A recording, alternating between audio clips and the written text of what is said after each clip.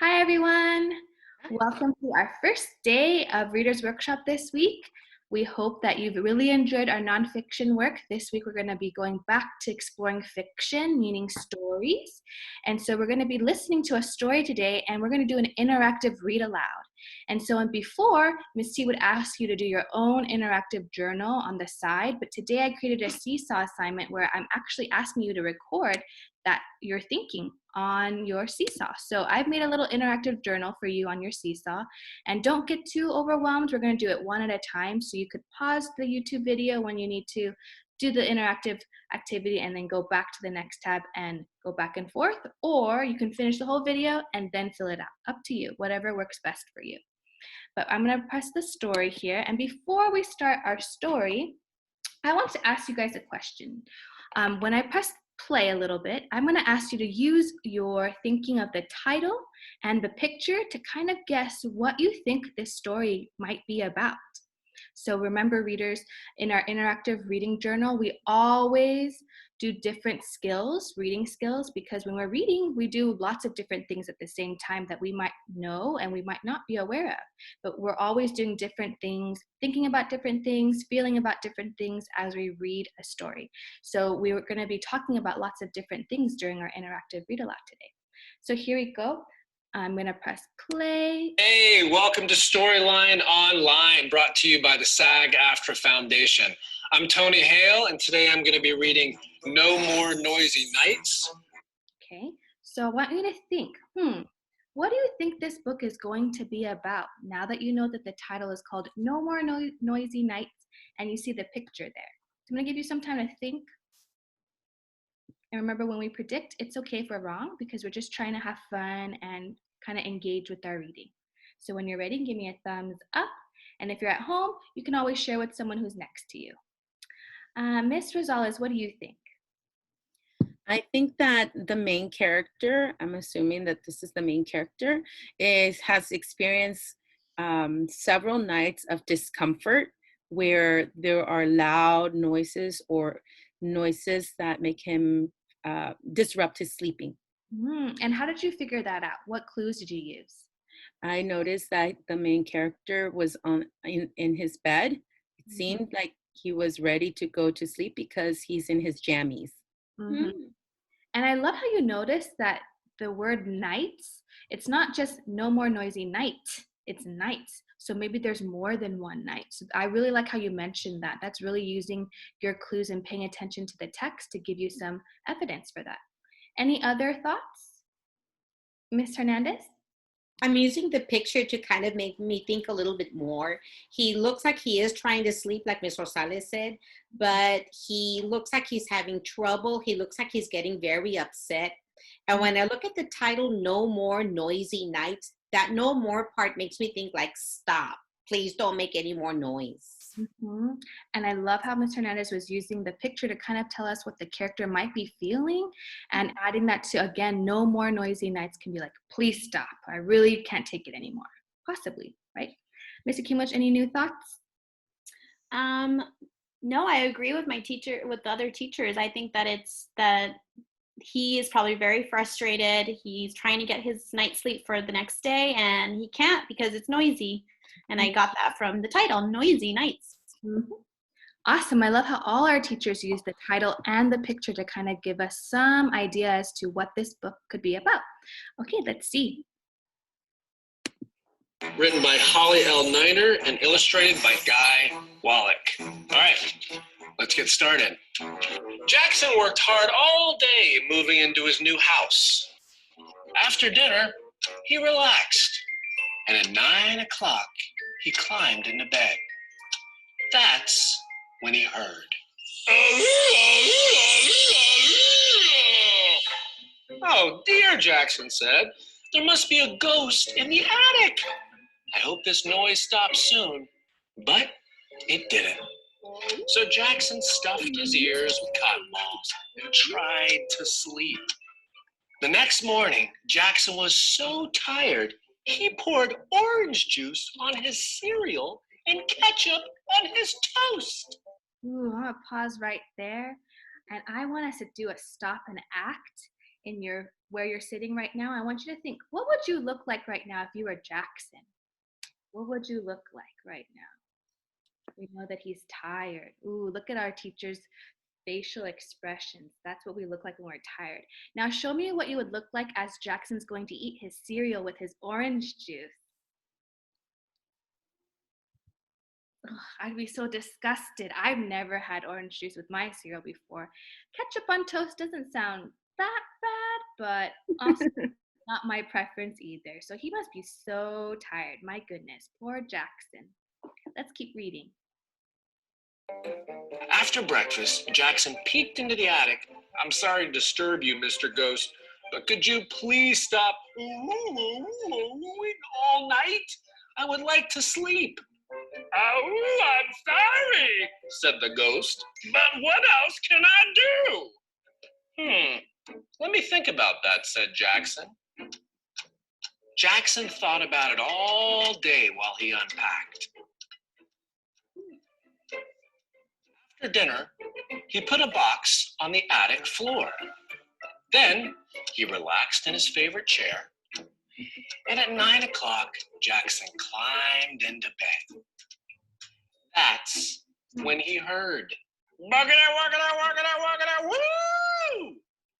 "Ah, dear," Jackson said, "there must be a boogie monster in the basement. Oh, I hope this noise stops soon." But it didn't. So he stuffed his ears with cotton balls, pulled on his thickest ski cap, and tried to sleep.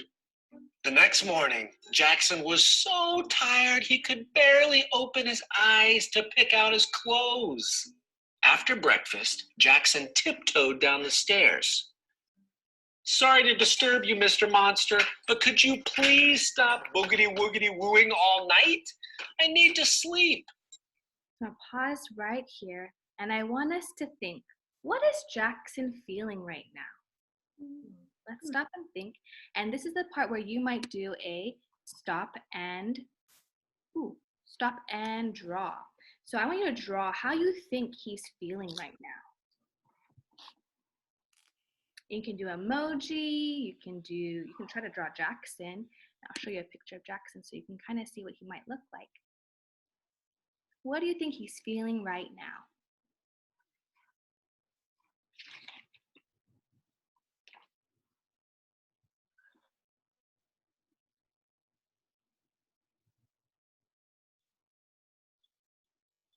And if you're using the SeeSaw app, remember this is a text box, so you can just click on one of these pencil markers and just draw straight into the box to show me what you're thinking. And teachers, when you're ready, you can give me a thumbs up, and I'm just gonna record what you're drawing onto my interactive journal. Ms. Hernandez, go ahead. I'm just drawing. I think he's getting a little more than frustrated. I'll agree. He is not very happy. Let me move this a little more. Ooh, I'm gonna do black. So he's kind of like, I like how you did your little eyebrows. Not very happy. There we go. So what adjective could we use to describe what he might be feeling with that facial expression? I would say he's upset. Upset, I like that too. Right, upset, maybe you can challenge yourself to write the feeling next to your drawing. Right, upset. Ms. Rosales? So I'm going to show mine, and it's not perfect, but Wow. feeling frustrated and obviously very tired. Ooh, that's very detailed. I'm gonna try my best to copy what you're drawing.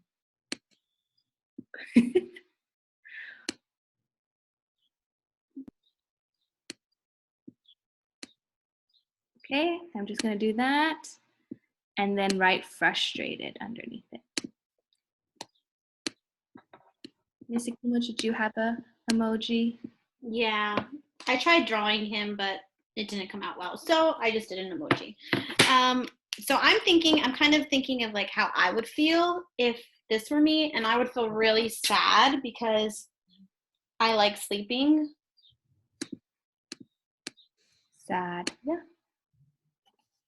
And remember, we're all doing our best to draw, so it's okay if it doesn't turn out the way you want it to. You can always erase it if you need to. Fix it however long you need. We really want you to have fun drawing your pictures. So there could be lots of different reasons and different feelings you can feel all at the same time, because we know that when we feel things, we don't just always feel just one emotion. It could be many different ones at the same time. So you might have 2 or 3. So we're going to go back to the reading and see what happens next. Boogity woogity whoop, said the boogie monster. But what else can I do? Well, let me think about that, said Jackson. Jackson thought about it all day while he unpacked. After dinner, he left a box at the bottom of the basement stairs. Then he relaxed in his favorite chair. And I'll pause right here. Now that you've already seen Jackson encounter 2 disturbances, I want you to use your prior knowledge and ask yourself, what do you think is going to happen next? Do you think he's going to be able to have a no noisy night anymore? Or will something else happen? What do you think? So you're going to stop and jot and write, I predict. And as the teachers write that in their journal, I'm going to show you how you're going to be writing it in yours. Make sure you're clicking the little hand button on the bottom, and that way you can click this text box and write your answer right here. Now, I wrote a line here so that you know that's where I want you to write your words, but all you have to do is highlight it, and you can just erase it so you can write your thinking right on top. So right here, that's what I would do. Okay, so I'll wait for the teachers to show me when they're ready, and I'm going to write down what they predict. Missy Kimowich, go ahead. I wrote that I predict someone will disrupt Jackson's sleep again. Ooh, I love that you use the word someone will disrupt, because you don't know who it is, but you think that he's not going to have a noisy night. And why do you think that? I don't know, because in the past 2 nights there have been people who are bothering him while he's sleeping, so maybe it'll happen again. Yeah, and I love how sometimes in books there's lots of patterns, and it's just like in our math work, we find patterns in there, but in reading there are patterns too. And I feel like there are patterns of someone always disturbing Jackson's sleep. So I think that's a really good prediction. That makes a lot of sense to me. Remember, readers, when we make predictions, we want to make sure it makes sense. Because if I said all of a sudden Jackson is happy again and I don't explain why, that's not a really good prediction. We want to make sure our predictions make sense with what we know since we've been reading and what we think could happen. Any other thoughts, Miss Rosales? I wrote that I predict Jackson's guests will play loudly and still keep him awake. So Jackson was kind, and he gave the ghost and the other guest something to play with, but maybe after a while they'll get so excited and perhaps keep him awake anyway. So you're thinking that it's not a new person keeping him up at night, but it's them, the ghost and the monster, just playing too loudly. That also makes sense, because we know that they had things to play with and they might not be playing very quietly. Awesome. Great. So if you have more than one prediction, you can write it many sentences as you want, or you can do just one sentence. So remember, good readers use predictions that are based on things that have happened in the text before, so it makes sense. Awesome. Let's go back and see what happens. Let's see if our predictions are correct. At 9 o'clock, he climbed into bed. That's when he heard, plink, plink, plonk, plink, plonk, blink, plonk. Oh dear, said Jackson, there must be a pixie in the piano. I hope this noise stops soon, but it didn't. So he stuffed his ears with cotton balls, pulled on his thickest ski cap, wrapped his pillow around his head, and tried to sleep. The next morning, Jackson was so tired, he washed his face with toothpaste and brushed his teeth with soap. After breakfast, Jackson peeked into the piano. Sorry to disturb you, Miss Pixie, but could you please stop plink-plunking all night? I really need to sleep. Plink-plunk, pardon me. So there was someone else disturbed. So we were correct. And even Miss Rosales' prediction is correct, because he didn't sleep at night. He was still really tired. So these are really good predictions. Let's keep going. said the piano pixie. But what else can I do? Let me think about that, said Jackson. Jackson thought about it all day while he unpacked. After dinner, he put some sheet music on the piano. But he was too tired to relax in his favorite chair, so Jackson climbed straight into bed.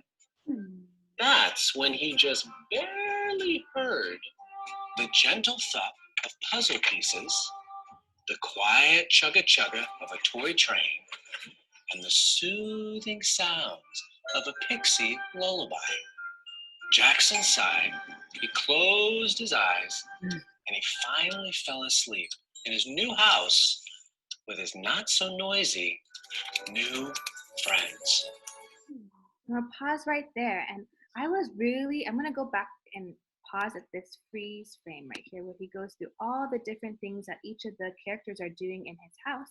And I want you to stop and jot and ask yourself, why were those people making noises? Why was the ghost making a noise? Why was the monster making a noise? And why was the pixie making a noise?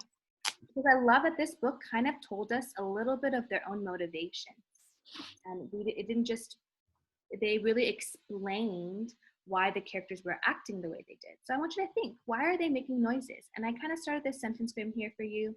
They are making noises because, and again, you would click the little hand button, click on this text box, and you can write your answer right here on the line. You can erase the lines or write over them.